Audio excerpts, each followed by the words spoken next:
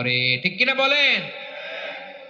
দিও তৃষ্ণা পেলে ঠান্ডা পানি, ক্ষুধা পেলে লবণ ভাত, আল্লাহ এই গরিবের শোনো শোনো মোনাজাত, আল্লাহ এই গরিবের শোনো শোনো মোনাজাত, আল্লাহ এই গরিবের দিও তৃষ্ণা পেলে ঠান্ডা পানি, ক্ষুধা পেলে লবণ ভাত, আল্লাহ এই গরিবের। পড়ে না আমিন? আমরা যখন বিপদে পড়ি নিরাপত্তা দেয় কে?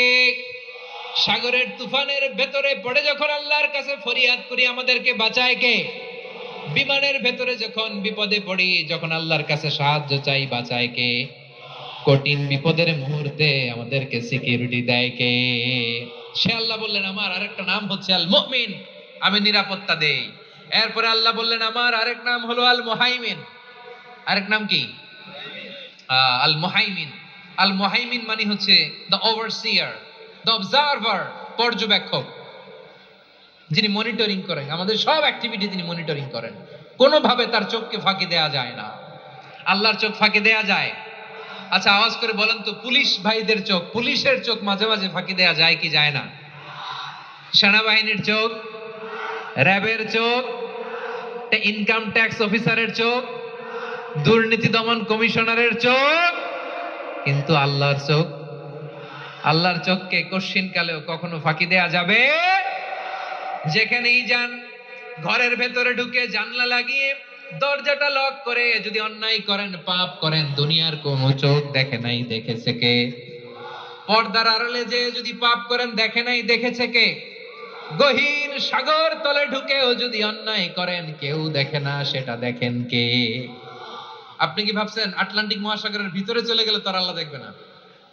প্রিয় বারোয়াখালীবাসী, আপনারা ওশেন গেট কোম্পানি নাম শুনছেন? ওশেন গেট, তারা এই যে টিটান সাবমার্সিবল একটা সাবমেরিনের মতো বানাইছিল, যেটা টাইটানিক জাহাজের ভগ্নাংশ দেখার জন্য অনেক লোক যে মারা গেছিল না, ওটা সাগরের একেবারে গহীনে চলে যায়। এই টিটান সাবমার্সিবল দিয়ে সাগরের একেবারে গহীনে চলে যাওয়া যায়।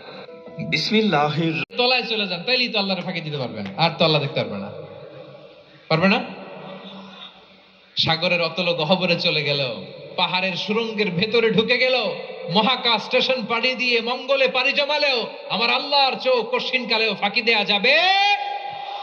এজন্য সে আল্লাহ বললেন লা তুদরিকুহুল আবসার ওয়া হুয়া ইউদরিকুল আবসার ওয়া হুয়াল লাতীফুল খাবীর।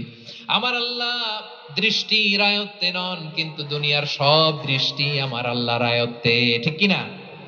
সূক্ষ্মদর্শী, সূক্ষ্ম থেকে সূক্ষ্ম পাপ কাজ যেভাবে যেমনটি করেন সব দেখেন।